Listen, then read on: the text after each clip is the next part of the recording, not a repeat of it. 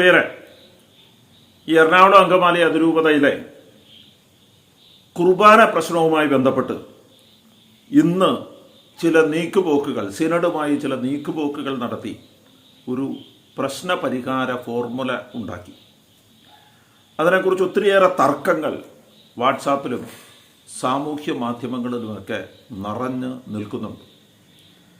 ആ തർക്കങ്ങളെക്കുറിച്ച് ഒന്ന് വിശദീകരിക്കാൻ വേണ്ടിയിട്ടാണ് ഞാൻ ഈ വീഡിയോ ചെയ്യുന്നത്.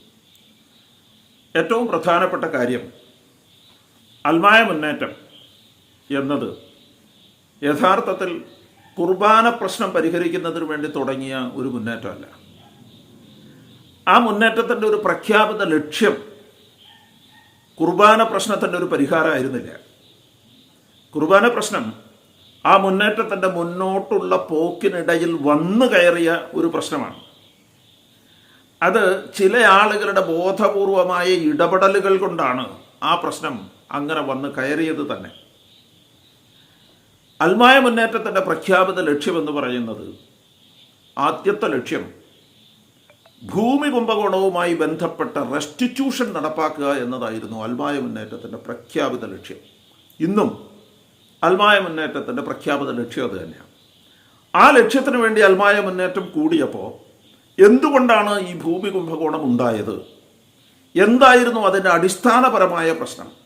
ഈ അടിസ്ഥാനപരമായ പ്രശ്നം സഭയിൽ ഒരു പങ്കാളിത്ത മനോഭാവമില്ലാത്തതാണെന്നും അതുകൊണ്ട് വിശ്വാസികൾക്ക് കൂടി പങ്കാളിത്തമുണ്ടാകുന്ന ഒരു പങ്കാളിത്ത സഭ എന്ന ഒരു രൂപീകരണത്തിലേക്ക് മാറണമെന്നുമുള്ള അടിസ്ഥാനപരമായ ആശയത്തെ മുൻനിർത്തിയാണ് അൽമായ മുന്നേറ്റം വികാസം പ്രാപിച്ചത്. മിക്കവാറും എല്ലാ ഇടവകകളിലും ഫൊറോനകളിലുമെല്ലാം നമ്മൾ ആദ്യ കാലങ്ങളിൽ ചർച്ച ചെയ്തപ്പോൾ ഏറ്റവും പ്രധാനമായി ചർച്ച ചെയ്തിരുന്ന വിഷയം തന്നെ അൽമായർക്ക് സഭയിലുള്ള പങ്കാളിത്തം വർദ്ധിപ്പിക്കുക എന്നതായിരുന്നു ഇതിനകത്ത് ഏറ്റവും പ്രധാനപ്പെട്ട വിഷയം. ആ വിഷയത്തിൽ ഊന്നിയാണ് നമ്മൾ റെസ്റ്റിറ്റ്യൂഷൻ എന്ന് പറയുന്ന വിഷയത്തെ കാര്യക്ഷമമായി നമ്മൾ മുന്നോട്ട് വച്ചത്. ആ വിഷയത്തിൻ്റെ മുനയൊടിക്കാൻ വേണ്ടിയിട്ടാണ് ബിഷപ്പുമാരിൽ ചില കുബുദ്ധികൾ ഈ കുർബാന പ്രശ്നം കൊണ്ടുവന്നത്. അങ്ങനെയാണ് നമ്മളുടെ ശ്രദ്ധ മുഴുവനും ഈ കുർബാന പ്രശ്നത്തിലേക്ക് മാറിയത്. അങ്ങനെ കുർബാന പ്രശ്നം ഒരു വലിയ പ്രശ്നമായി നിലനിൽക്കുമ്പോൾ ആ പ്രശ്നത്തിന് ഒരു പരിഹാരം കാണാതെ മറ്റു വിഷയങ്ങളിലേക്ക് പോകാനാകില്ല എന്ന ഒരു ഘട്ടത്തിൽ ആ പ്രശ്നത്തിനുള്ള പരിഹാരത്തിനും കൂടി അൽമായ മുന്നേറ്റം നിരന്തരമായി പരിശ്രമിക്കുമായിരുന്നു. വിവിധ ഘട്ടങ്ങളിലായി പലരുമായും ചർച്ചകൾ ആരംഭിച്ചിരുന്നു. പല പല പരിഹാര ഫോർമുലകളും മുന്നോട്ട് വച്ചിരുന്നു. ആ പരിഹാര ഫോർമുലകൾ ഇടയ്ക്ക് വെച്ച് വഴിമുട്ടിപ്പോവുകയും ഇടയ്ക്ക് വെച്ച് അട്ടിമറിക്കപ്പെടുകയും ഒക്കെ ചെയ്തിരുന്നു. അപ്പോഴും അൽമായ മുന്നേറ്റത്തിന് കൃത്യമായ ബോധ്യമുണ്ടായിരുന്നു. എവിടെയാണ്, എങ്ങോട്ടാണ് മുന്നോട്ട് പോക്ക് എന്നതിനെക്കുറിച്ച് കൃത്യമായ ബോധ്യമുണ്ടായിരുന്നു.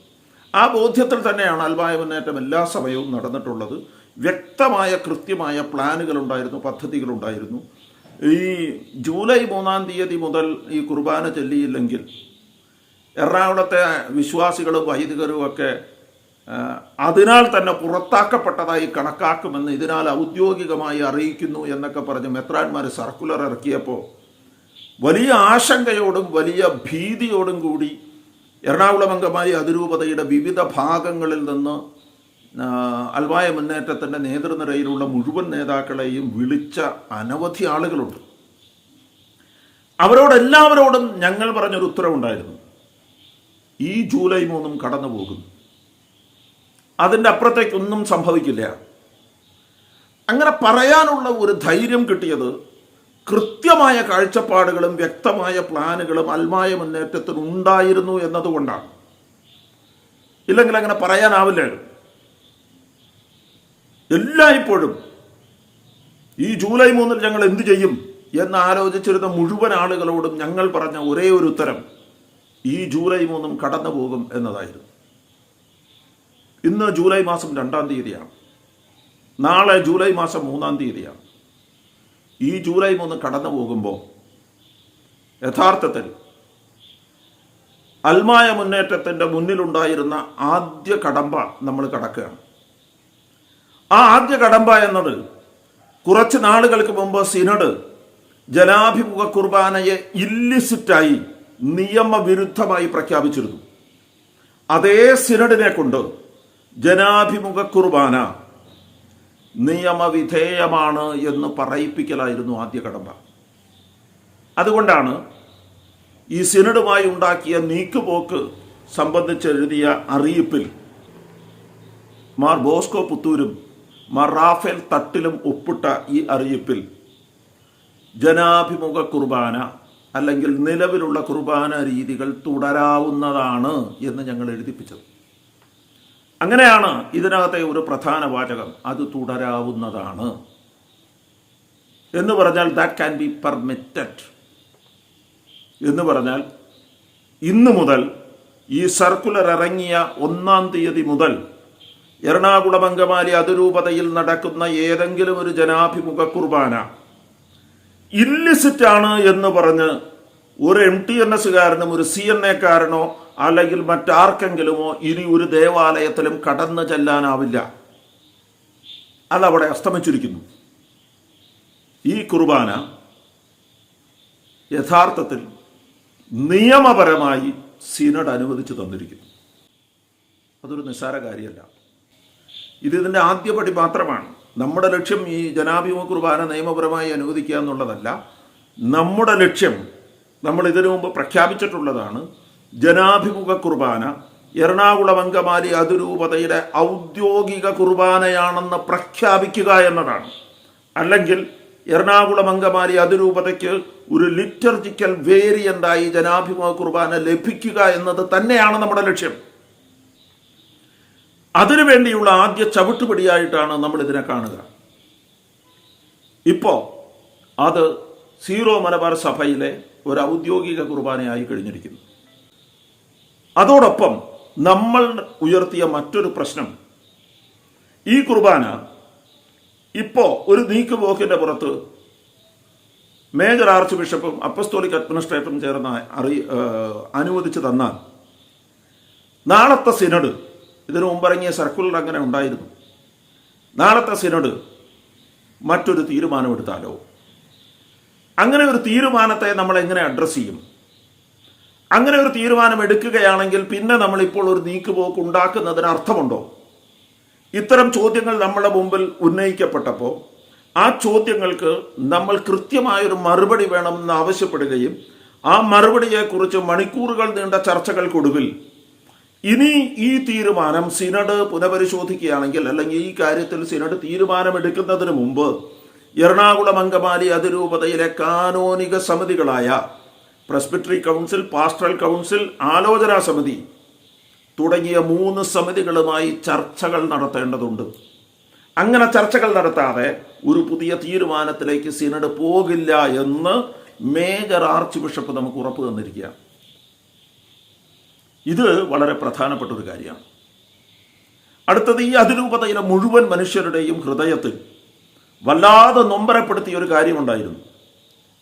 12 വർഷത്തോളം അച്ഛനാകാൻ പഠിച്ചിട്ട് 12 വർഷത്തെ പഠനവും പൂർത്തിയാക്കി അതിനുശേഷം പരീക്ഷകളും പാസ്സായി പട്ടം കിട്ടൽ എന്ന് പറയുന്ന അവസാനത്തെ കടമ്പ മാത്രം ബാക്കിയായിരിക്കുന്ന 8 ഡീക്കന്മാർക്ക് ഇതുവരെ പട്ടം കൊടുത്തിട്ടില്ല.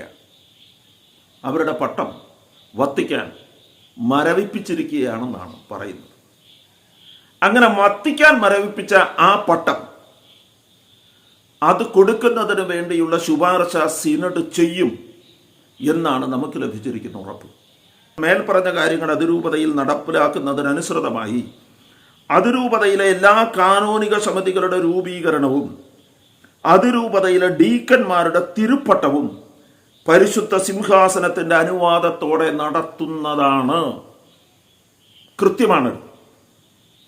പരിശുദ്ധ സിംഹാസനത്തിൻ്റെ അനുവാദത്തോടെ നടത്തുന്നതാണ് എന്നതാണ്. അങ്ങനെ നമ്മൾ ഇത്രയും കാര്യങ്ങൾ നേടിയെടുക്കാൻ വേണ്ടി നമ്മൾ ഒരു നീക്കുപോക്ക് നടത്തി. ആ നീക്കുപോക്ക് എല്ലാ ഞായറാഴ്ചകളിലും ദേവാലയങ്ങളിൽ, ഇടവകകളിൽ ഒരു സിനഡ് കുർബാന അർപ്പിക്കണം എന്നതാണ്. ആ നീക്കുപോക്കിന് നമ്മൾ വിധേയപ്പെട്ടുകൊണ്ടാണ്, വല്ലാതെ നൊമ്പരപ്പെടുത്തുന്ന ഒരു തീരുമാനമാണ്, ഹൃദയത്തിനകത്ത് വല്ലാതെ നൊമ്പരമുണ്ടാകുന്ന ഒരു തീരുമാനമാണ്. ആ നീക്കുപോക്കിന് വിധേയപ്പെട്ടുകൊണ്ടാണ് നമ്മൾ ഇങ്ങനെ ഒരു തീരുമാനമെടുത്തത്. അങ്ങനെ ഒരു തീരുമാനം എടുത്തതിൻ്റെ പേരിൽ ആശങ്കാകുലരായ അനേകം പേരുണ്ട്. നിങ്ങളോട് എനിക്ക് പറയാനുള്ളത് ഒരു കാര്യമാണ്. ഒന്ന്, ഈ തീരുമാനം എടുക്കുമ്പോൾ പരസ്പരം സംസാരിച്ച് ധാരണയിലെത്തിയിരിക്കുന്ന മറ്റു ചില കാര്യങ്ങളുണ്ട്. അതിലൊന്നാമത്തെ കാര്യം, എറണാകുളം അങ്കമാലി അതിരൂപതയിലെ കേസുകളുള്ള പള്ളികളിൽ നമ്മുടെ കണക്കനുസരിച്ച് ഏതാണ്ട് 49 പള്ളികൾക്കും ഒരു ബസിലിക്കയ്ക്കുമെതിരെ കേസുണ്ട്. അങ്ങനെ 50ഓളം പള്ളികളിൽ ഈ നീക്കുപോക്ക് നടപ്പിൽ ഇപ്പോൾ വരുത്തുന്നതല്ല. അത് പിന്നീട് കോടതിയുമായി ചർച്ച ചെയ്ത് പിന്നീട് ഒരു സാഹചര്യം ഉണ്ടാകുമ്പോൾ നടത്തും.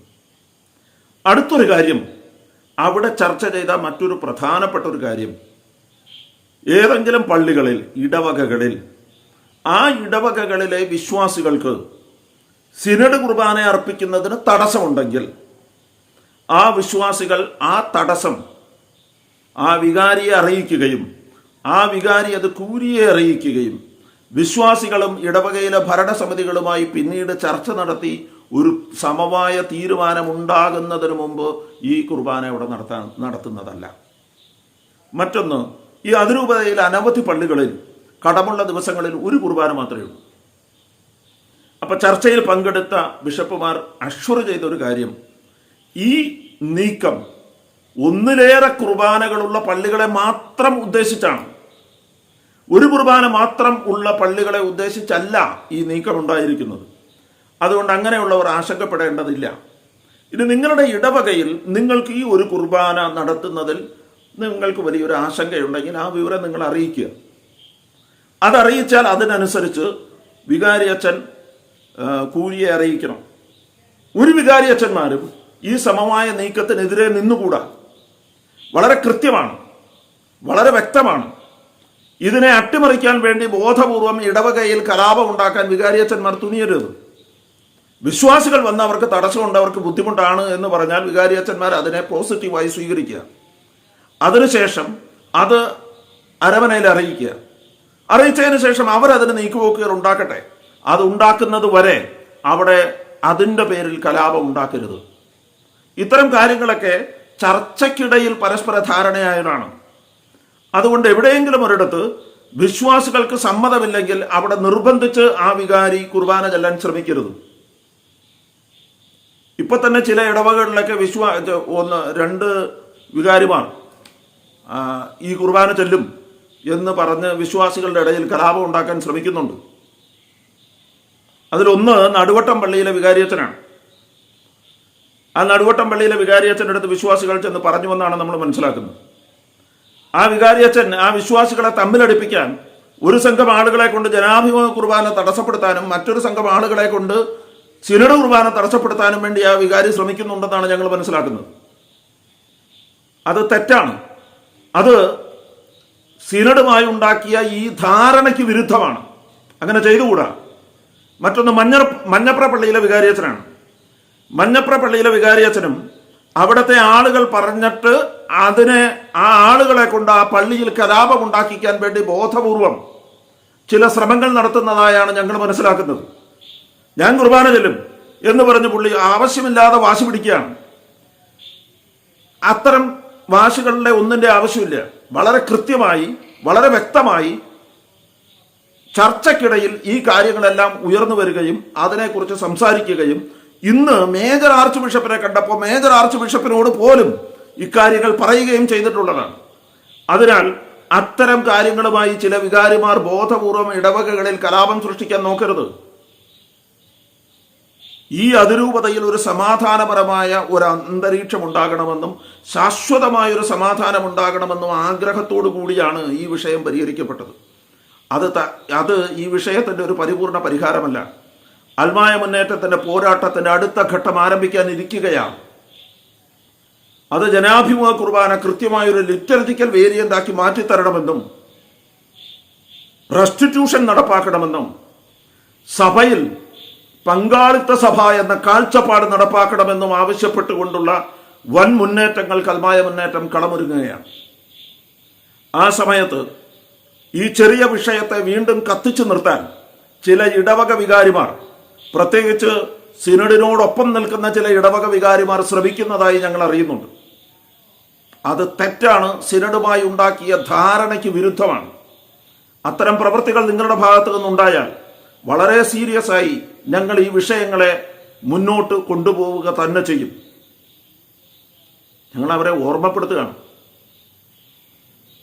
അപ്പൊ അതുകൊണ്ട് നിർബന്ധപൂർവം ആരും ഇക്കാര്യത്തിൽ ബലം പിടിച്ച് അത് ചെയ്യും ഇത് ചെയ്യുമെന്ന് പറഞ്ഞുകൊണ്ട് വരേണ്ടതില്ല.